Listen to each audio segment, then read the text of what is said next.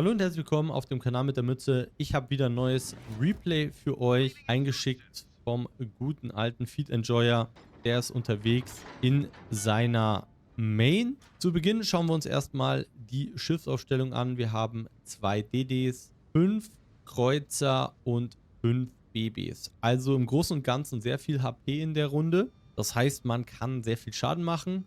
Das ist als BB-Spieler immer sehr angenehm. Wenig DDs. Viele Schiffe, die man auch gut punishen kann.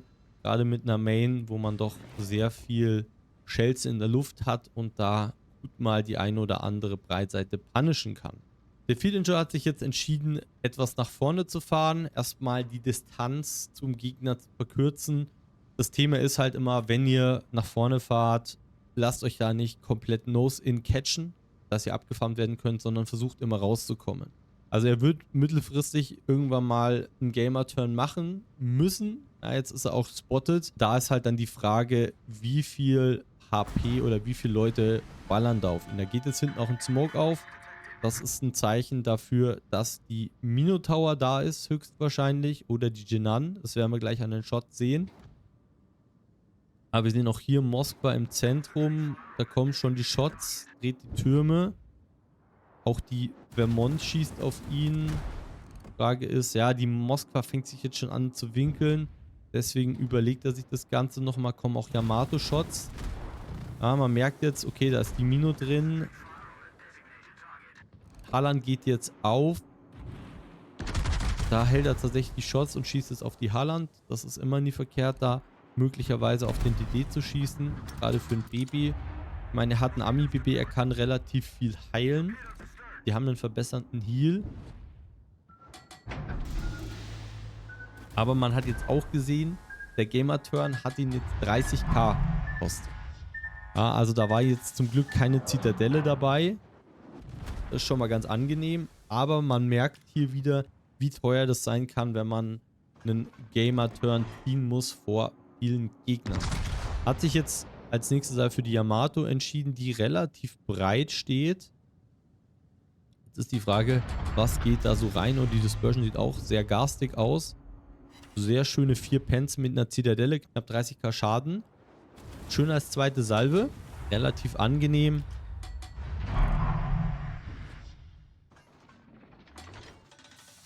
Also er muss jetzt auf jeden Fall auf die Halland aufpassen, wobei er das Glück hat, er hat eine Dalana vor sich, die den DD zurückhält. Damit er nicht so nah rankommt. Wobei man jetzt sagen muss, der Gunfight Dalana zwischen Halland ist eigentlich ganz gut für die Halland ausgegangen, obwohl die Halland Schaden bekommen hat vom BB.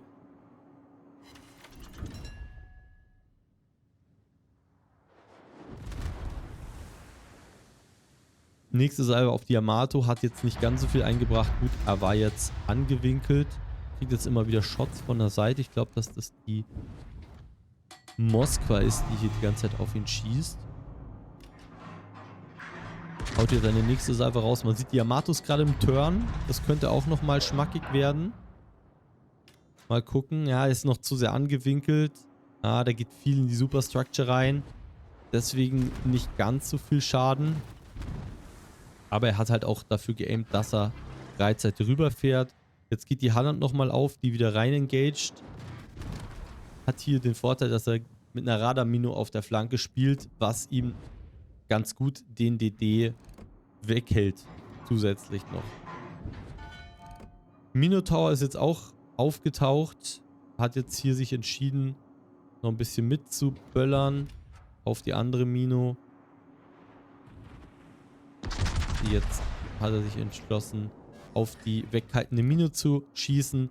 Der Vorteil ist, wenn man auf eine Mino schießt, da kann immer mal einer in die Zitadelle wandern. Und wie wir hier sehen, manchmal braucht man ein bisschen AMG und dann trifft genau eine Kugel in die Zitadelle rein. Natürlich sehr ärgerlich für die Minotaur, aber das passiert ab und zu in World of Warships. Das Glück ist manchmal mit einem und dann kriegt man die Bonus-Zitadelle vom Spiel geschenkt.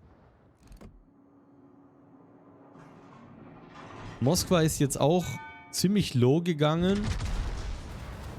Tatsächlich jetzt möglicherweise auch ein Kill. Der Nachteil an der Moskwa ist aktuell halt, dass sie sehr viel Schaden nimmt. Auch Nose-In.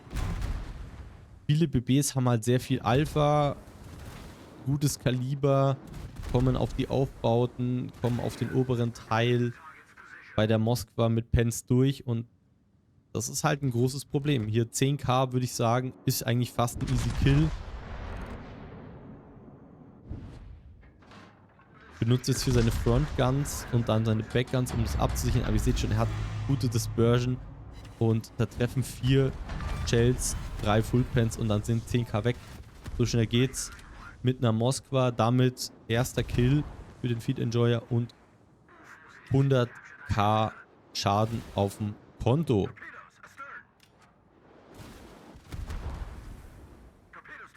Der Gegner beginnt jetzt wieder ein bisschen auf ihn zu schießen. Man merkt, er ist jetzt wieder etwas im Fokus. Yamato auch. Gut, er ist jetzt auch angewinkelt. Das sorgt dafür, dass er nicht so viel Schaden bekommt. Versucht das Blindfire auf die Mino. Aber man merkt schon, er hat noch 5 Heals. Und er hat schon sein halbes Schiff verloren. Also, das ist natürlich wild, weil er sehr viel AP-Schaden bekommen hat. Ihr merkt auch, er kann nicht mehr so viel heilen. Das ist ein großes Problem. Eine Main ist halt gut, wenn sie HE gefarmt wird, weil das kann sie sehr gut wieder wegheilen. Auch mit dem F-Befehl kann man dann den Brandschaden nochmal zusätzlich reduzieren. Ist also sehr angenehm, aber gerade so AP-Schaden, da müsst ihr wirklich aufpassen. Ne? Zitadellenschaden, wisst ihr ja, könnt ihr nicht mehr voll und ganz heilen. Deswegen bringen euch teilweise dann auch eure ganzen Teams nicht. Das ist so ein Phänomen, was man bei der Minotaur oft hat. Ja, man hat da den Super Heal, kriegt dann 1, 2, 3 Fullpens oder mal eine Sit und dann hat man keine Chance mehr, diese Heals voll und ganz zu nutzen.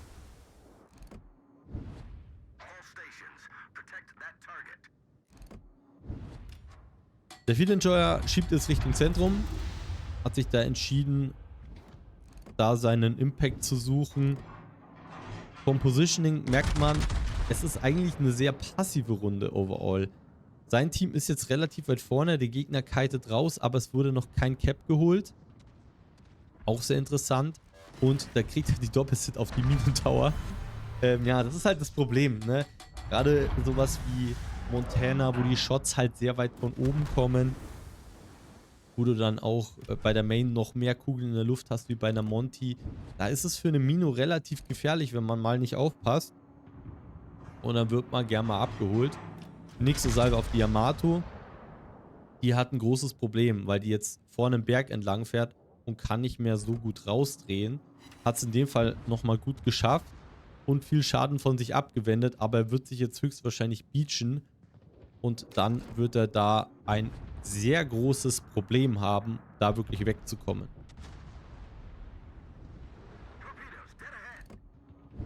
Ja, also der ist jetzt auch tot. Wird ja auch von der Mino gefarmt. Hielt sich aber gerade wieder. Und der Feed Enjoyer hat sich jetzt entschieden, hier vielleicht nochmal den Kill zu securen, was er nicht schafft. Schade für ihn. Wäre nochmal ganz nice gewesen, den noch mitzunehmen.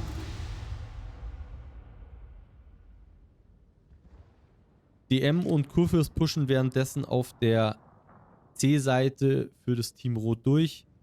Das könnte jetzt so ein bisschen ein Problem werden, weil wir jetzt hier sehen, die Shikishima stirbt jetzt auch.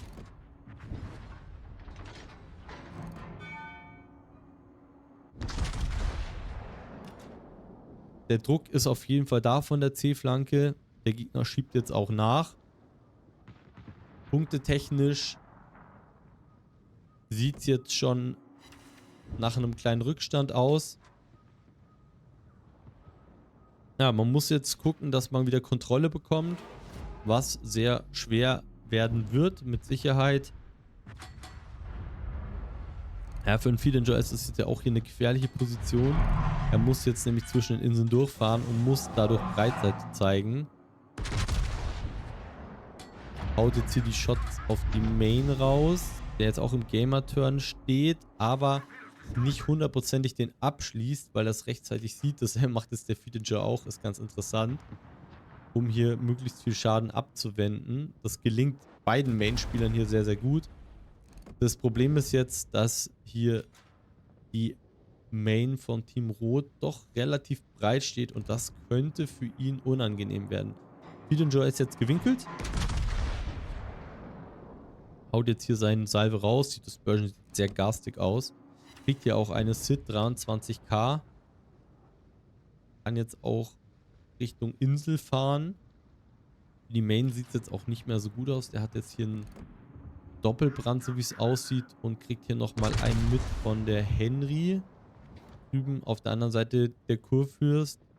Und der Feed Enjoyer kriegt hier den Kill noch auf die Main. Konnte sich den noch sichern hier. 3. Kill. Ist jetzt nah an den 200k dran. Ich denke, mit einem Kurfürsten, der da schön Breitseite zeigt, kann man da gut was abgreifen. Sein Problem könnte jetzt die DM sein, die hier hinterm Berg ihn abfarmt. Äußerst unangenehm. Jeder, der von der DM mal gefarmt wurde, weiß, das macht nicht so viel Spaß. Aber so wie es aussieht, kann die DM hier auch nur die Backguns nutzen.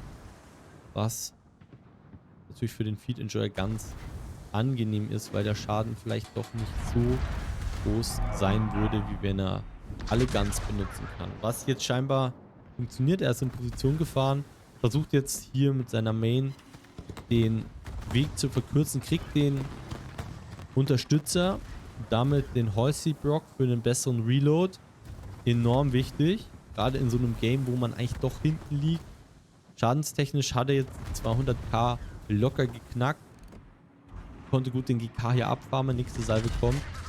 Zieht jetzt hier seinen F-Befehl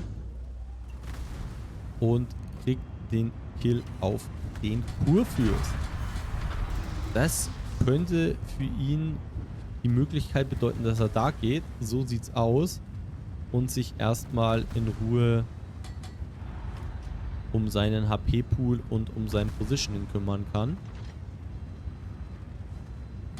Jetzt schiebt die Puerto Rico hier rein für ihn. Will ihn hier unter Druck setzen. Wir schauen uns nochmal den aktuellen Spielstand an. Man hat jetzt jeweils einen Cap. Schiffe technisch ist man doch sehr weit hinten. Und wenn ich mir so das Positioning von der Colombo anschaue, wird es der auch nicht mehr allzu lang machen. Puerto Rico schiebt jetzt rein. DM ist jetzt spotted. Kriegt da leider die Türme nicht mehr rechtzeitig gedreht. Beziehungsweise die ist hinterm Berg. Die Puerto Rico könnte jetzt nochmal eine Herausforderung sein. Wenn der das jetzt hier clever spielt, kann er dem Feed Enjoyer sehr gut anfassen. Haut ihm hier jetzt auch mal 10k erstmal rein. Zum Glück hat er den nächsten Heal ready. Der ist jetzt sehr, sehr wichtig. Wird auch versuchen, sich hier zu winkeln, um nicht so viel Schaden zu bekommen. Puerto Rico schießt hier mit den Backcurse in den Berg rein. Steht auch relativ offen. Das könnte unangenehm werden. Kriegt hier nochmal 15. Währenddessen von der Colombo noch 1, 2 gewischt. Das hilft dem Feed Enjoyer hier mega. Aber die Colombo geht raus. Jetzt ist es ein wunderbares 2 gegen 5 für den Feed Enjoyer. Man liegt punktetechnisch hinten. Aber die Puerto Rico sieht nicht mehr ganz so gut aus. Großkaliber kommt rein. Salve kommt auch raus. In dem gleichen Zug. Kraken freigelassen. Die 5 Kills geschafft. Sehr fein. Und damit ist es in Anführungszeichen nur noch ein 4 gegen 2. Aber da macht die DM einen sehr komischen Move. Zieht hier raus vor einer Main. Ich weiß nicht, ob das so eine gute Idee war. Weil, ja, Overmatch existiert. Und wenn man da auch ein bisschen zu offen steht, dann zieht es tatsächlich sehr gerne in der Leistengegend. Und damit kann sich der Feed Enjoyer den nächsten Cruiser einverleiben. Und zwar die DM. Kill Nummer 6. Die 300k in Reichweite. So, jetzt könnte es selbstverständlich noch schwierig werden. Wir haben noch eine Jinan, einen Thunderer und eine Vermont. Die Jinan, wenn sie es clever macht, wird sich eigentlich nicht mehr spotten lassen. Das bedeutet, das kann äußerst unangenehm werden. Man sieht auch, er ist spottet. Das heißt, die Jinan muss hier irgendwo sein. Man muss auf die Deepwater Torps aufpassen. Geht jetzt tatsächlich zu. Das ist schon mal gut für ihn. Trotzdem, die Torps sind eine Gefahr. Kann jetzt hier erstmal sein Heal durchlaufen lassen.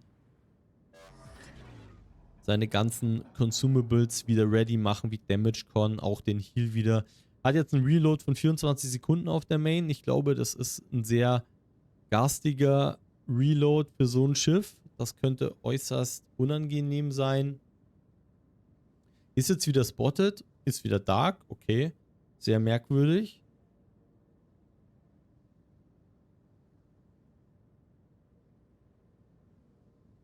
Bleibt jetzt abzuwarten, wo das erste Schiff auftaucht und wo die Deep Waters kommen. Da kommt nochmal eine Salve von der Vermont, glaube ich, war es. Hätte ich jetzt mal getippt. Die war auch gar nicht so unknapp. Wenn er da Pech hat, kann er ordentlich einen in die Seite bekommen und dann rausgehen. Er hat jetzt noch einen Heal. Das hilft enorm. Gerade jetzt, wo es nochmal spannend werden kann. Punktetechnisch ist man hinten. Cap-technisch ist es ausgeglichen. Er ist noch weiterhin spotted. Da kommen auch nochmal Shots, die connecten. Und da geht tatsächlich die Jinan auf. Ich habe mich jetzt schon gefragt, wie er das geschafft hat. Aber der hat sich irgendwie von der Yoshino catchen lassen. Da kommt die Salve vom Field Engineer und er holt hier die Jinan ab. Nächster Kill. Kill Nummer 7, Leute. Kill Nummer 7 auf der Main. Jetzt haben wir hier den Thunderer. Der sieht noch sehr stabil aus, was den HP-Pool angeht. Der kann für den Field Engineer noch äußerst unangenehm sein. Da kommt schon die Salve. HE kriegt zum Glück keinen Brand. Damage Con läuft aber noch.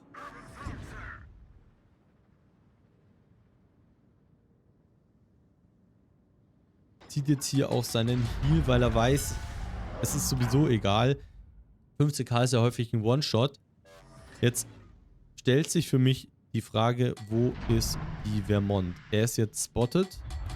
Das heißt, die Vermont ist hier irgendwo. Und da kommen die Shots. Die wird er höchstwahrscheinlich nicht mehr dodgen können. Das bedeutet, er geht raus. Aber die Vermont tut ihm hier den Gefallen und dreht nochmal auf. Field Enjoyer raus. Da kommt die Salve und der Kill auf die Vermont. Damit Kill Nummer 8 und sich noch, das ist nur ein Kratzer, einverleibt.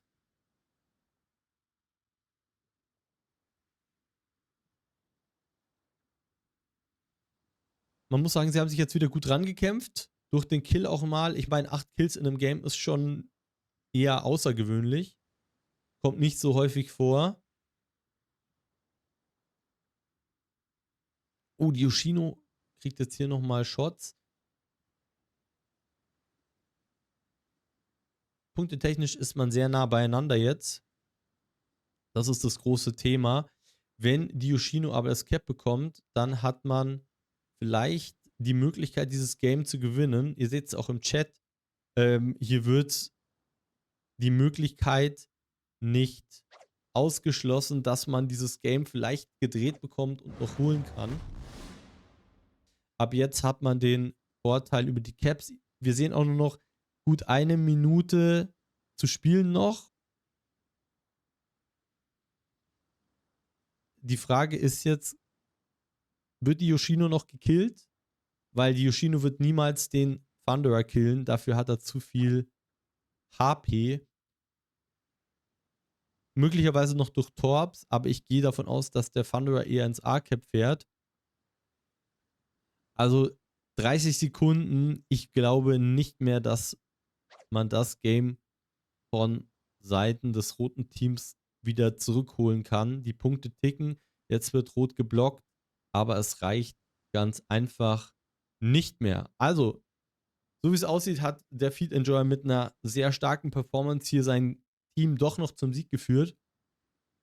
Sehr spannende Runde. Immer wenn es so aussah, als würde er sterben, hat er nochmal einen rausgezaubert. Und am Schluss hat die Yoshino mit dem B-Cap dann den Unterschied gemacht. Sehr interessante Runde. Zeigt auch, wie lange man mit einem BB überleben kann, wenn das Positioning gut ist. Hier sehen wir es auch nochmal im Endbildschirm mit den Zahlen. Wir haben 8 Kills, 7 Zitadellen, den Unterstützer, den Kraken und das Großkaliber. Schauen wir noch zur Teamwertung. Hier haben wir 3252 Base XP. Also ein E-Game, aber klar, über 300 Base XP, das ist schon eine Hausnummer. Auf jeden Fall eine sehr interessante Runde und für alle, die Main Enjoyer sind, vielleicht auch nochmal sehr hilfreich. Ich hoffe, euch hat dieses Replay gefallen. Wenn ja, lasst doch gerne ein Like da oder einen Kommentar, wenn ihr noch Fragen habt. Über ein Abo würde ich mich auch freuen und dann sehen wir uns im nächsten Video auf meinem Kanal wieder.